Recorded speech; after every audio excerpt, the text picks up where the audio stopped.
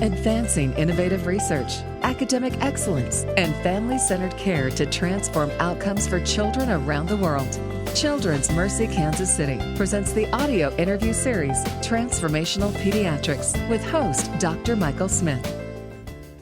Our topic today is Adolescent, Idiopathic Scoliosis Protocol. My guest is Bobbie Carter. Ms. Carter is the Co-Department Director for the Orthopedic Unit at Children's Mercy Kansas City.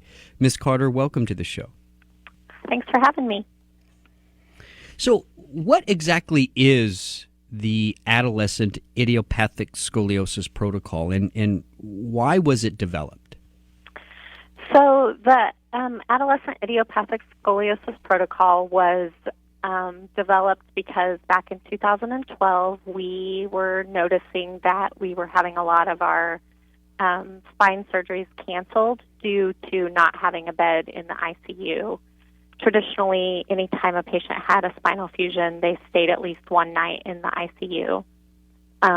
They're long surgeries and they require a lot of monitoring, so it was kind of a heavy burden on the families and the staff to have one that was canceled. So we intended to do this to reduce the number of cancellations. And so, I'm looking at some of the statistics here, Ms. Carter. It looks like, I guess, on one particular day in 2012, there were 22 of these surgeries that had to be rescheduled. Was that throughout 2012, or was that in one day? That was the year of 2012. There were 22 cancellations due to not having. And that's a big deal, right, Ms. I mean, this is, as you mentioned, you know, there's a lot of preparation by the doctors, the patients, the families, and so to cancel these in-depth surgeries is definitely not is not good for anyone involved in this case, right? So that's really where this protocol comes from, correct? Correct. Yeah. Whenever a surgery is canceled, that's a lot of cost to the hospital and a lot of hardship on the families. So talk about the implementation then of this protocol. I mean, how was it developed and how has it been activated at Children's Mercy? So we got a group of multidisciplinary people together. There were nurses, hospitalists, orthopedic residents, APRNs. We included the PICU and the OR and the PACU. Anesthesiology and administration were all involved.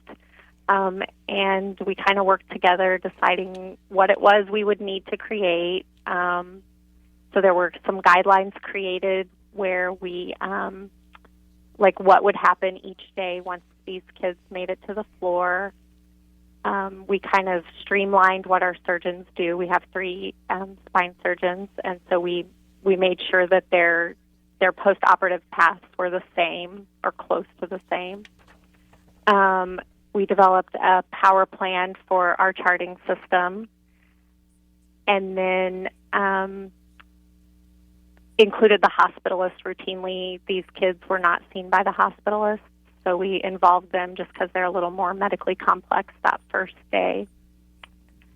And then on the floor, really, we did a lot of teaching and education of the nurses. We sent nurses to watch the spine surgeries and then to go to the ICU afterwards so that they could actually see how the patients were taken care of and what they went through during the surgery. Lots of people involved. Yeah. Right, lots of different specialists, different hospital personnel. How was it accepted? This protocol? Were people understanding the importance of it? Have they bought into this?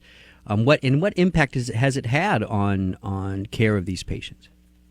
I think it was really well accepted. The nurses love taking the patients, and the doctors we have had 0 cancellations in the last 3 years. It was implemented in 2013 in March, and we have had no surgeries that were canceled due to lack of ICU beds.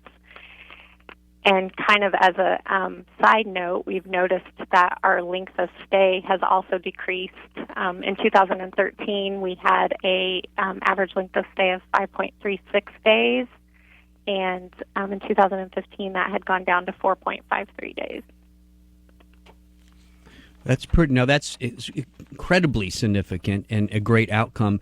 Interestingly, reading about this protocol, Ms. Carter, I came across something that is more of a subjective analysis of it all, but I think it's really important because it says that there was a renewed joy for family and staff nurses empowered to transform the lives of these patients. That sounds really nice. Can you talk into that a little bit?